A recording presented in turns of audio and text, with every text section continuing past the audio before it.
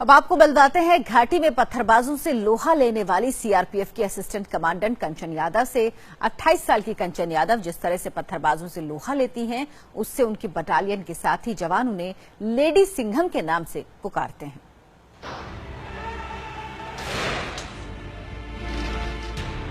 सिर पर हेलमेट, पैरों में गम बूट के साथ तेज चाल और टारगेट पर घाटी के पत्थरबाज।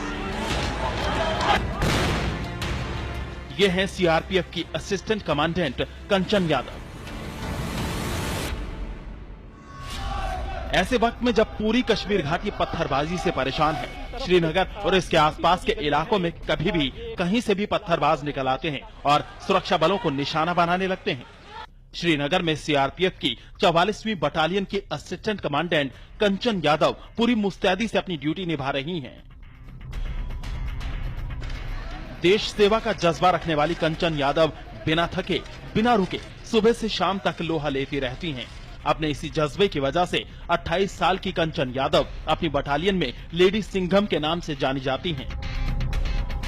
के साथ होते हैं वो आपको सिंघम लेडी के नाम से जानते हैं? नहीं, मेरे जवान जो साथ हैं उनके लिए मैं उनकी कंपनी कमांडर ही हूँ और वो इसी नाम से जानते हैं।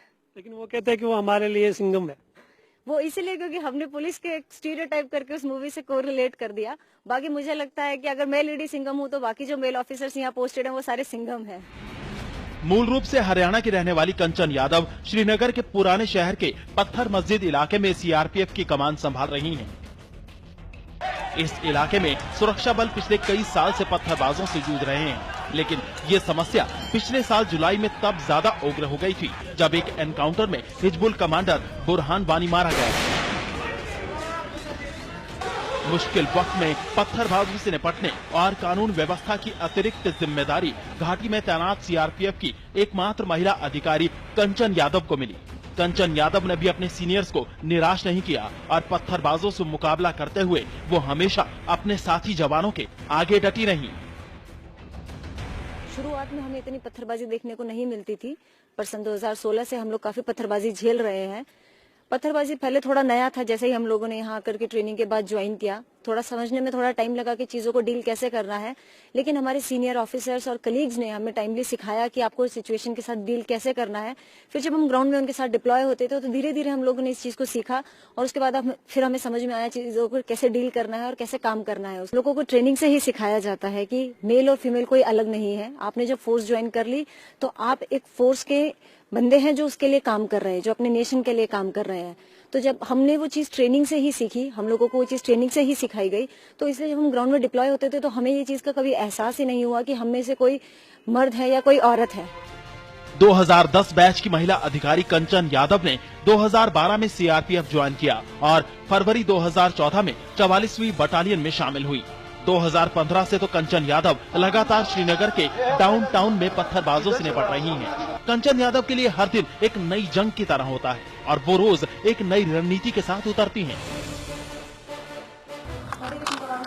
कंपनी कमांडर को इन्फॉर्म करेगा। किसी को कोई शक? पार्टी सावधान। वो सिंघम तो एक फिल्म है सर, और ये रियल में फील्ड में काम करके सिंघम कहलाती है सर, और सिंघम वाले काम करती है। कंचन में देश प्रेम का जज्बा अपने परिवार से ही आया है। उनकी मां सीआरपीएफ में असिस्टेंट कमांडेंट हैं। कंचन के नाना पैरामिलिट्री फोर्स से रिटायर हुए हैं, जबकि पिता वायुसेना से रिटायर हुए हैं। कंचन के पति भी नेवी में अफसर हैं।